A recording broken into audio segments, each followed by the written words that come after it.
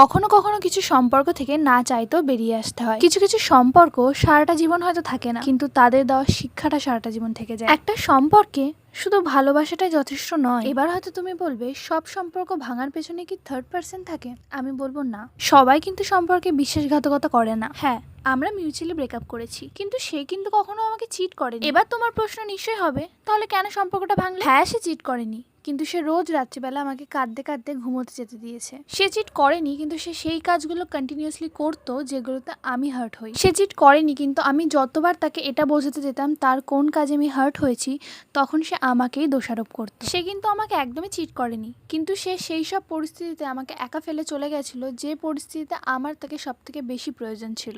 আমরা মেয়েরা বড্ড বোকা হই। আমাদের ছোটবেলা থেকে শেখানো হয় তোমাকে কম্প্রোমাইজ করতে হবে, স্যাক্রিফাইস করতে হবে, আর আমরা কিন্তু সেটা করিও। কিন্তু আমাদের ছেলে মেয়ে উভয়কেই বোঝা উচিত, যখন একটা সম্পর্কে কম্প্রোমাইজ এবং স্যাক্রিফাইস মাত্র একদিক থেকেই হচ্ছে, দুদিক থেকে নয়, তখন আর সেই সম্পর্কটা বেশি দূর হতে চলবার না। একটা মানুষ সারাটা জীবন একদিক থেকে কম্প্রোমাইজ এবং স্যাক্রিফাইস করে খুশি থাকতে পারে না, আর যে নিজে খুশি থাকতে পারে না, সে অপরজনকে খুশি রাখতে পারবে না। সম্পর্কটা যখন দুজনে, তখন স্যাক্রিফাইস এবং কম্প্রোমাইজ দুজনই করুক না। সম্পর্ক এমন হওয়া উচিত যেখানে তুমি প্রাণ খুলে নিঃশ্বাস নিয়ে বাঁচতে পারো, যেন তুমি মন ভরে হাসতে পারো। কাঁদানোর জন্য তো পুরো দুনিয়া আছে। তাই যখন দেখবে তোমার কথা কেউ ভাবছেই না, তখন তুমি নিজে ভাবা শুরু করো। যদি তুমি নিজেকেই ভালো না বাসো, অন্যরা তোমাকে কি করে ভালোবাসবে? তুমি দামি, কারো কাছে তোমার ভালোবাসার ভিক্ষা চাইতে হবে না। আর মাঝে মাঝে নিজের জন্য কখনো কখনো সেলফিশ হতে হয়। এই জন্যই নিজে না চাইতেও কখনো কখনো কিছু সম্পর্ক শেষ করে দিতে হয়, নয়তো সেই সম্পর্ক একদিন তোমার জীবনকে শেষ করে দেবে।